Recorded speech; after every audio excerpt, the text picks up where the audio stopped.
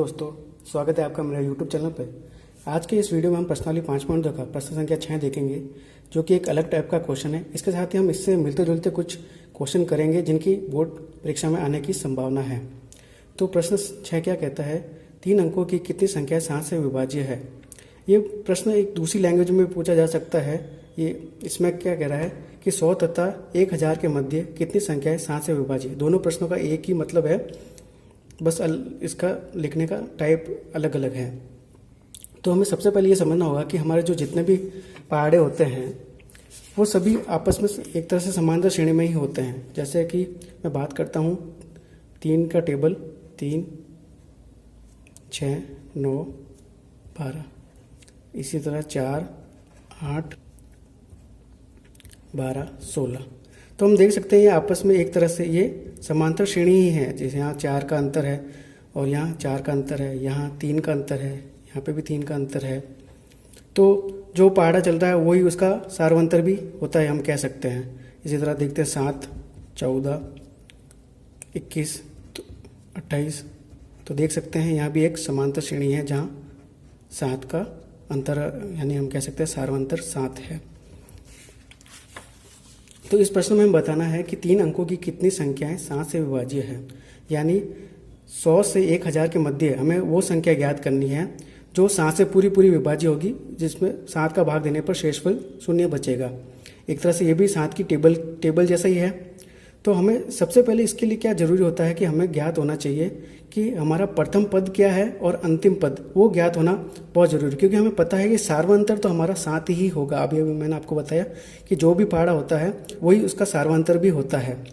तो या तो अगर आपका कैलकुलेशन अच्छा है तो आप सीधा बता सकते हैं कि भाई प्रथम पद क्या होगा और अंतिम पद क्या होगा। अगर आपको ये नहीं पता चलता है तो इसके लिए मैं आपको 2 स्टेप बताने वाला हूँ, वो बहुत ही ध्यान से देखना।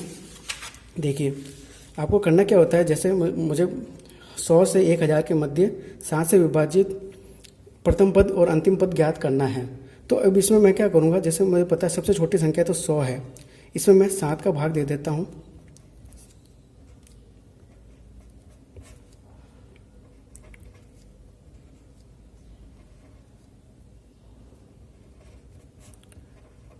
तो देखिए हमारे पास जो शेषफल है वो 2 आया है ना। तो अब क्या कीजिए, इस शेषफल को इसमें से घटा दीजिए।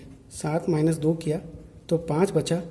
अब इस 5 को जिसमें हमने भाग दिया है उसमें ऐड कीजिए तो 105, यानी 105 मेरा प्रथम पद है। यानी 105 3 अंकों की पहली संख्या है जो 7 से विभाजित होगी।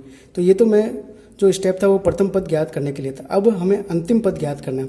हम ध्यान दें कि 3 अंकों की जो सबसे बड़ी संख्या होगी वो 999 होगी। अब इसमें 7 का भाग दे देते हैं एक बार, 29, ये 4 बार जाएगा, 7 चौक 28, फिर शेषफल 1 और ये 2 बार 14 और 5। अब इसके लिए क्या करना है कि हमें जो शेषफल आया है वो सीधा जिसमें हमने भाग दिया उसमें से घटा देना है। 999 में से 5 गया तो 994 आता है। यानी मेरा जो अंतिम पद होगा वो 994 होगा, जिसमें 7 का पूरा भाग जाता है। तो हम प्रथम पद और अंतिम पद ज्ञात कर चुके हैं। तो अब इससे हमारी समांतर श्रेणी बन जाएगी। तो हमारी समांतर श्रेणी किस प्रकार से होगी, 105 ये पहला पद होगा जिसमें 7 का पूरा भाग जाता है। इसमें अगर 7 जोड़ेंगे तो 112 आएगा, फिर 7 जोड़ेंगे तो 119। इस तरह से श्रेणी आगे चलती जाएगी और जो हमारा अंतिम पद होगा वो 994 होगा। तो देखिए हमारे पास मेरा प्रथम पद ए आ ही गया है, ये हमारा अंतिम पद हो गया, एन कह सकता हूँ मैं ऐसे। तो हमें ज्ञात करना है कि कितने पद होंगे इनके, ये यहाँ से लेके यहाँ तक कितने पद होंगे जो 7 से विभाजित होंगे। तो हमें फॉर्मूला पता है हमारा, जो कि अब तक एक ही फॉर्मूला चला आ रहा है, a + n - 1 × d। तो देखिए अंतिम पद तो ये हो गया 994, प्रथम पद 105 + n - 1, n हमें ज्ञात करना है। और सार्वंतर मैंने आपको बताया था, जो पूछा है वही सार्वंतर होता है। 7 का पूछा इस बार तो इसका 7 का होगा, अगर 5 का पूछता तो 5 होता है, यहाँ 7 पूछा है तो 7 यहाँ का सार्वंतर। ठीक है, अब इसको यहाँ जाएगा, ये माइनस हो जाएगा इसमें से 105 n - 1 7। ये 14 में से 5 गए 9, 8 और 8 n-1 डिवाइड बाय इंटू 7। अब ये यहाँ पे मल्टीप्लाई में, वहाँ जाके भाग में हो जाएगा।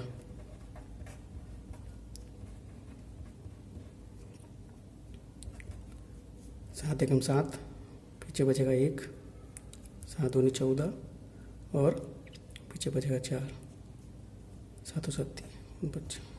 आप साइड में भाग भी दे सकते हैं सीधा, अगर आपकी कैलकुलेशन दे दो तो आप सीधा भी कर सकते हैं। तो n-1 इक्वल टू 127, यानी n यहाँ पे माइनस का ही 1, वहाँ जाएगा प्लस हो जाएगा, यानी 128। यानी 3 अंकों की 128 ऐसी संख्या हैं जो 7 से पूरी पूरी विभाजित होती है, या फिर ये भी कह सकते हैं कि 100 से 1000 के मध्य 128 ऐसी संख्या है जिसमें 7 का पूरा पूरा भाग जाता है।